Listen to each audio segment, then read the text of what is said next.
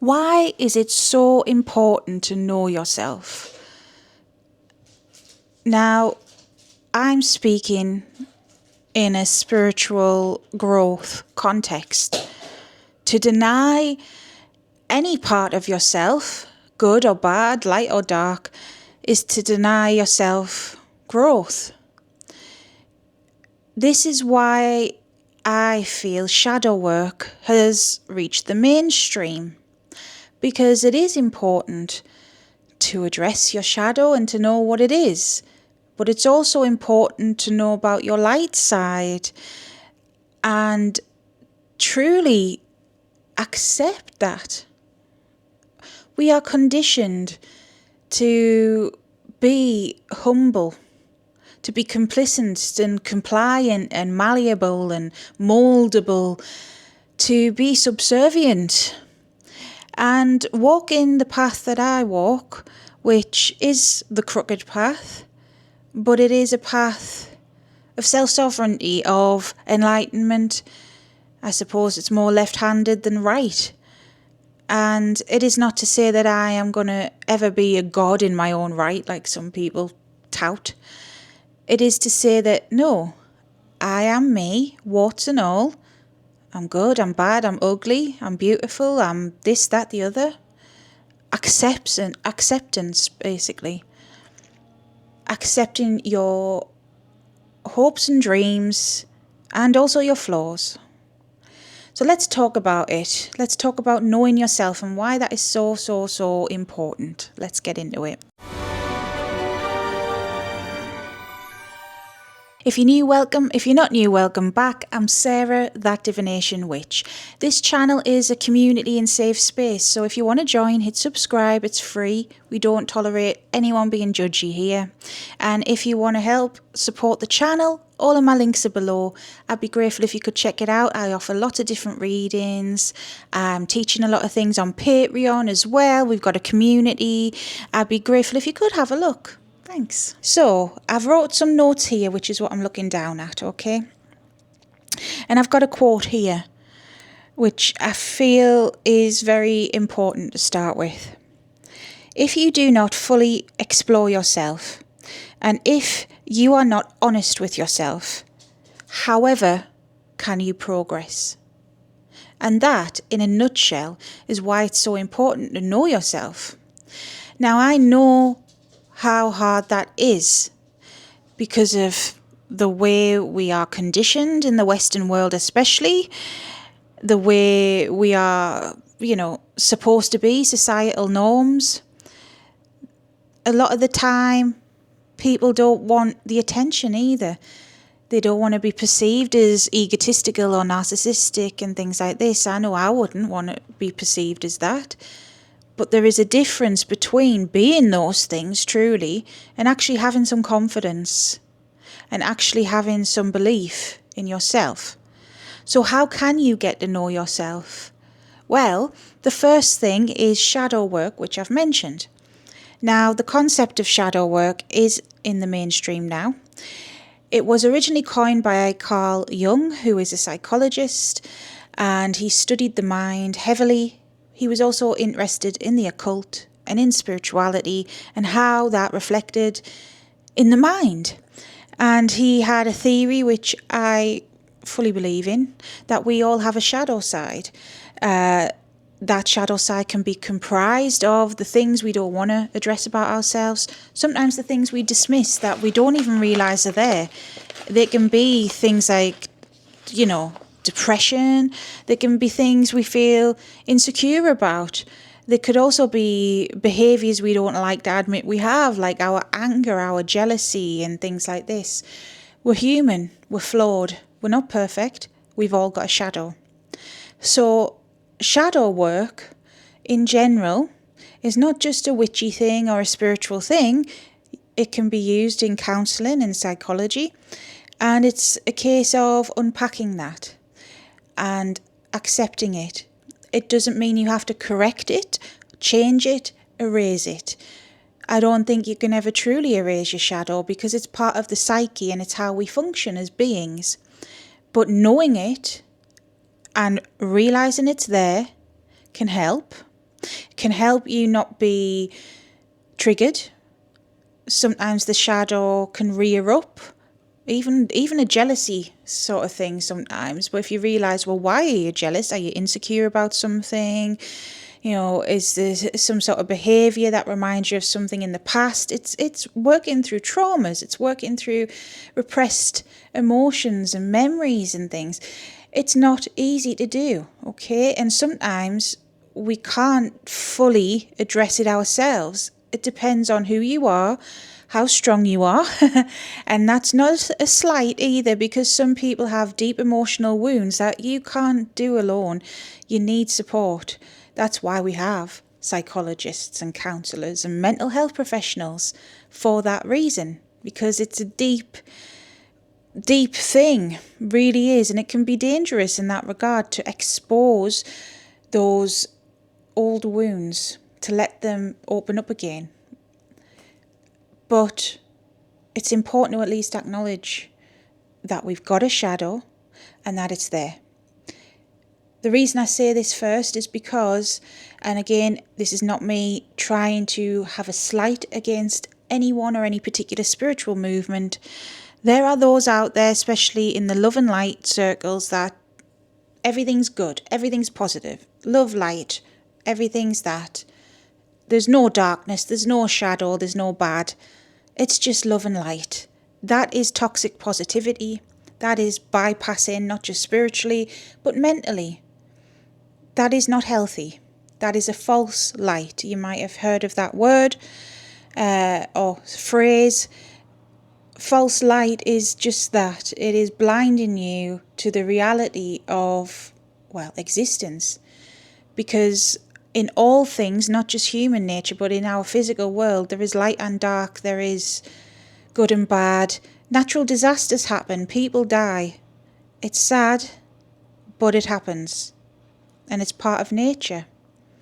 So to deny it is to deny you and nature. So that's the first thing, to get to know yourself. And my earring has just fell out. I thought, oh, what's that? Oh, yeah, but that's the first thing. To know yourself is to know your shadow, okay?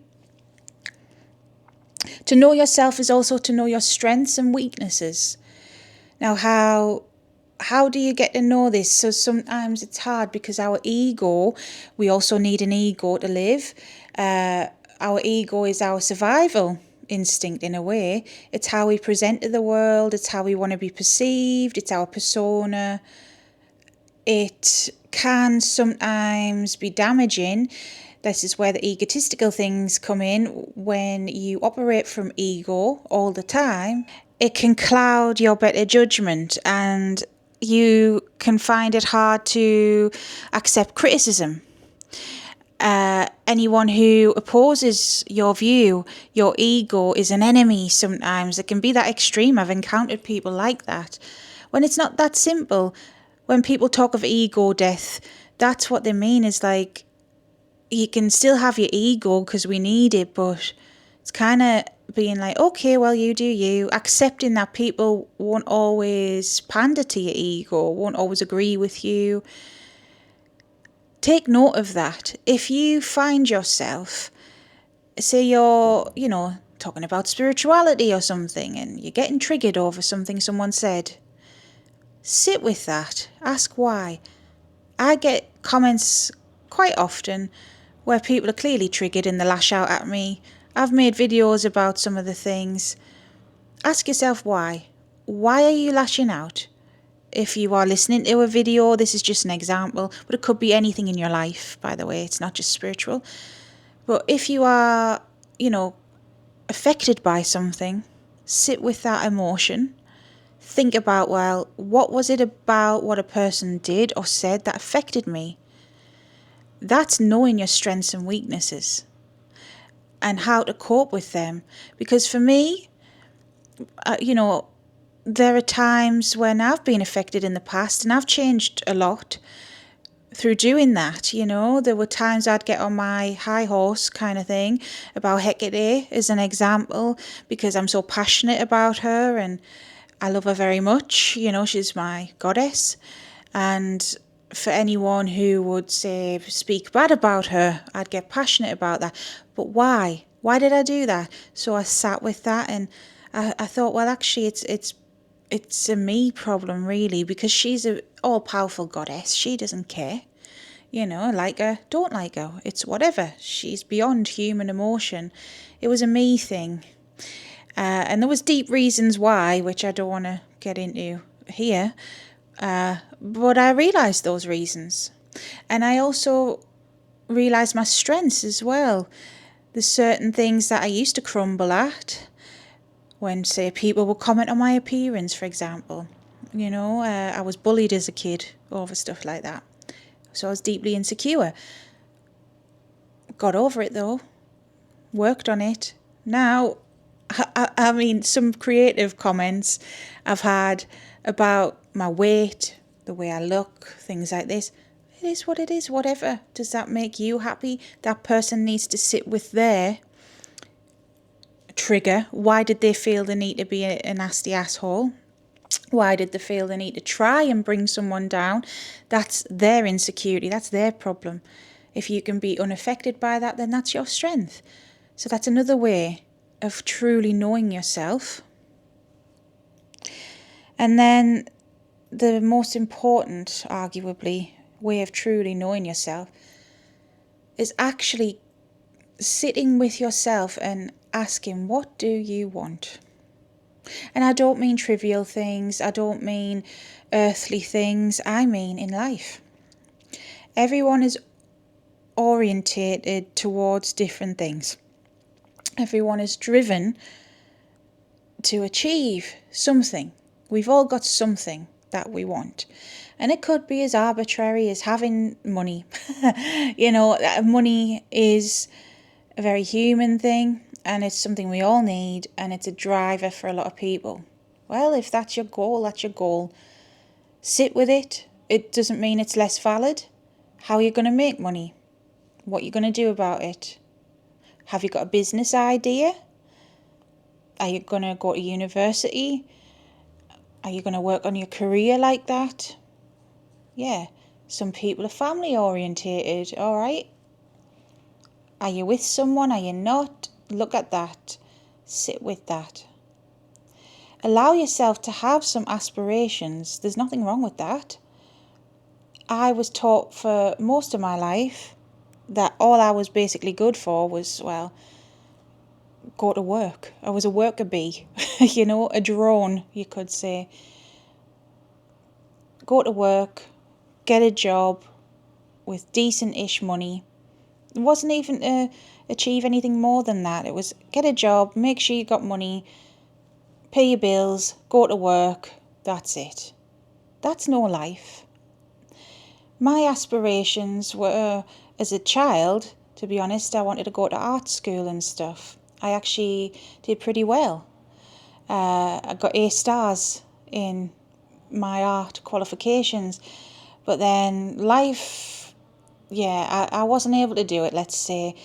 Family held me back. I hate to say it, but yeah, my parent wouldn't let me go. So I went a bit off the rails and rebellious. That was me. And then that was the whole, well, get a job. And that's all I did for decades.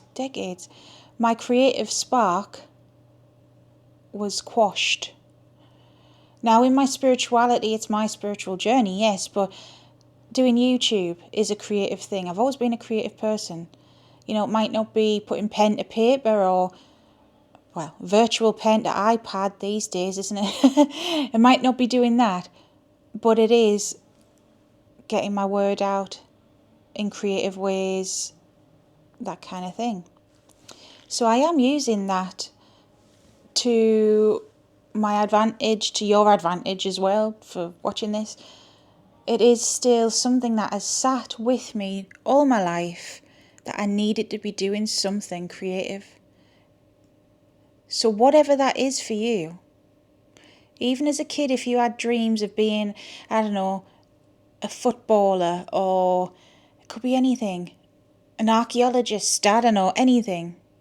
You may not specifically be that now, later in life, but it could be something adjacent. There should be absolutely nothing and nobody stopping you from following your passions. If you have an interest in history, but you don't have a degree, and maybe you can't afford to leave your job, well, what's stopping you on the side from getting some sort of qualification in it? It doesn't have to be a whole degree. There are many college courses you can do from home now. It doesn't even have to be that deep. What if you decided to start your own YouTube channel on it, or take a course just for fun? Whatever it is, I think we're losing sight of that. Life, and this is coming across in a lot of my readings for people as well recently, life is meant to be lived, and it's meant to be fulfilling. We're all here for different reasons. We can help each other, yes, but ultimately we've got to help ourselves. And that is the importance of knowing yourself in all forms, because if you don't, well, however will you achieve anything? You will be stagnant.